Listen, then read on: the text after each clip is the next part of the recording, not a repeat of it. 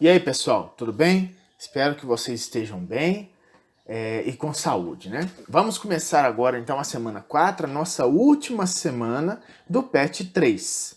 Vamos ver, né, se vai ser o nosso último PET, se não, se voltaremos ou não. Enquanto eles decidem se volta ou não volta, a gente continua aqui trabalhando, né? Vamos, então, falar aqui hoje sobre a vida e a morte pela perspectiva da filosofia. Então você tem aqui esse quadro aqui, que talvez seja o quadro de um desses pintores modernos, né? E talvez seja eu que não entenda isso aqui, mas isso aqui é horrível, né? Em bom português. Mal feito e não sei nem o que quer dizer isso. Esquece isso e vamos para o texto. Pensar e agir. Uma questão de vida ou morte. Ao longo de toda a história da filosofia, percebemos que os pensadores procuram entender a realidade e, por fim, como este entendimento conduz à vida de cada indivíduo. As únicas certezas que existem e que atravessam todo o edifício do conhecimento é a realidade que nós nascemos, ou seja, nós somos e existimos, e a certeza de que um dia morreremos. Super tranquilo isso aqui, né? Os seres humanos, diferente dos outros animais que vivem sob o determinismo natural, dá significado ao seu estar aí e, na maioria dos pensamentos, não aceita a finitude como resposta final. Por natureza, temos um instinto de autossobrevivência, que inconscientemente zela pela preservação de nossas vidas a qualquer custo. O que ele está querendo dizer aqui? Que ao contrário dos animais, nós sabemos que morreremos e por saber isso, nós o tempo todo tememos a morte e tentamos nos conservar vivos. Portanto, pensar na morte é apreciar e preservar a vida a qualquer custo. É o alto investimento no alto bem-estar. É ter consciência de si e dos outros. Ora, eu já disse aqui algumas vezes para vocês que não é porque o autor do PET escreveu o texto que ele está certo, né? Então vamos olhar aqui essa frase. Pensar na morte é apreciar e preservar a vida. É verdade, né? Concordamos todos com isso. Mas será que é a qualquer custo? Será que pensar na morte é apreciar e preservar a vida a qualquer custo? Será que não existem coisas pelas quais vale a pena morrer? Pela honra, pela justiça, pelas virtudes, pela honestidade, pela santidade, pela felicidade? Será que isso é maior do que a morte? Parece que não, né? Quando você coloca a sua vida em primeiro lugar e acha que você tem que manter a vida a qualquer custo, isso nunca é muito bem visto, né? Mostra que você é uma pessoa que não pensa em nada que seja mais sublime do que você mesmo. É lógico que muitas vezes a morte é preferível. Muitas vezes a morte é preferível. Muito bem, então pensar na morte é ter consciência de si e dos outros, é claro, porque os outros te abandonarão e você abandonará os outros no momento da morte. Heidegger, sobre o qual nós já falamos, inclusive sobre a morte mesmo, em sua obra O Ser e o Tempo, afirma que a morte não apenas pertence de forma não indiferente ao ser humano, como reivindica em sua singularidade. Portanto, criamos o nosso céu e o inferno no aqui e agora do existir. O que essa frase quer dizer é que a morte ela é natural para o humano, né? E ela vai reivindicar o humano, ou seja, vai chamar para si em sua singularidade, ou seja, em sua individualidade. A morte nos mostra como nós somos sozinhos nesse mundo, né? Como nós estamos isolados de todos, porque a morte é uma experiência sobre a qual nós passaremos sozinhos. Então, nós criamos o céu e o inferno aqui agora do existir. O que ele quer dizer é que nós pensamos o tempo todo naquilo que é bom e naquilo que é mal, e nós relacionamos o que é bom com o céu e o que é mal com o inferno, né? Ele aqui acredita que o fato da morte se aproximar, ela nos causaria a perda do bem maior que é a vida. Mas como eu disse para vocês aqui em cima, não é bem assim.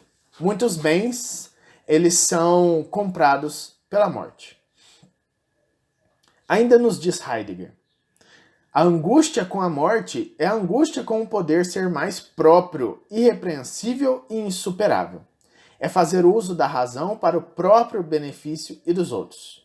Sair das virtualidades do dia a dia e se perceber e se aceitar tal qual é, sendo autêntico, mirando na própria vida, focando nas capacidades e sendo artífice de sua realidade. O que ele quer dizer é que quando você olha para a morte, olha para o fato de que você vai morrer um dia e que isso é certo, e você tem angústia por essa certeza, você começa a olhar diferente para a sua vida, né? Você começa a perceber e aceitar a si mesmo, você começa a ser autêntico, você olha para a própria vida e tenta curtir ela um pouco melhor, sabendo que um dia ela vai acabar. Quando nos assumimos de fato, o outro, outra pessoa, não se torna meu tormento, o meu inferno, como disse o Sartre, né? Nesse livro dele, O Ser e o Nada. Sartre disse, o inferno são os outros, né? Então, quando você assume essa postura de olhar para a vida sabendo que vai morrer, os outros deixam de ser o seu inferno e se tornam, então, o seu espelho, no qual devo refletir e entender que as realidades não são iguais e cada indivíduo é único. Logo, como os pensadores, o meu papel é o de caminhar junto e buscar a realização de todos. Então, segundo aqui o autor do PET, e segundo a sua interpretação dessa concepção filosófica de Heidegger, a morte nos colocaria o outro, a outra pessoa, não como um adversário, mas um companheiro de existência, né? No mesmo barco que vai afundar mais cedo ou mais tarde. Vamos então para as atividades. Muito bem, então vamos começar aqui as nossas atividades. Primeira atividade, você não precisa fazer, ok? Ela não tem nada a ver com o nosso tema e está fugindo até mesmo da filosofia, certo? Então esqueça essa aqui e não faça ela. A 2 é super interessante. Observe a ilustração do início dessa semana, que é essa ilustração aqui muito bem feita, talvez por Picasso, né? Ou Leonardo da Vinci, provavelmente um desses dois, né? De tão bem feita que ela está. Ela ilustra as duas certezas presentes em todos os seres. Eu não vi nada disso, né? No caso do gênero humano, a trajetória do nascimento até a morte é uma construção de o nosso estar aí no mundo. Da mesma forma, marcamos o nosso lugar no mundo e somos marcados, positiva ou negativamente, por todos aqueles que existem no meio social. Portanto, analisando os conceitos adquiridos desde a primeira aula do programa de estudos tutorados de filosofia até o presente, em seu caderno, redige um texto com o tema abaixo. O que eu vou falar para você antes de você começar? Primeiro, esquece essa ilustração, que é uma bagunça. Segundo, não fica pensando em tudo que você aprendeu até agora não, porque a maioria das vezes vocês estão copiando da internet e nem lembram o que fizeram no PET 1. Então, isso aqui também não faz sentido.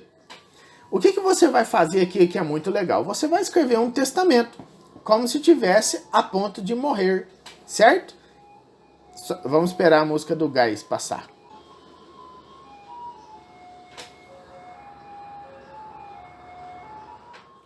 Então, o seu exercício dessa semana vai ser você fazer um testamento, né? Como se você estivesse prestes a morrer. Você aí que gosta de A Culpa é das Estrelas, pensa aí e vai fazer seu testamento levando esses pontos em consideração.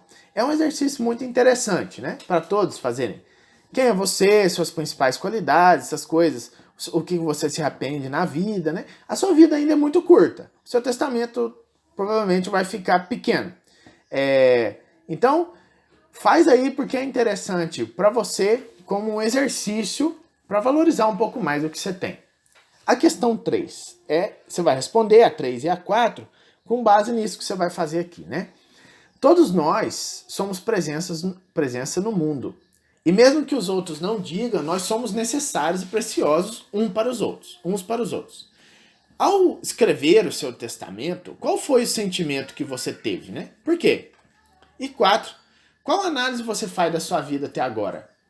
Em que você deve focar mais o seu raciocínio para atingir os seus objetivos? Como você vê, né, é um trabalho de crescimento pessoal, né? Muito interessante.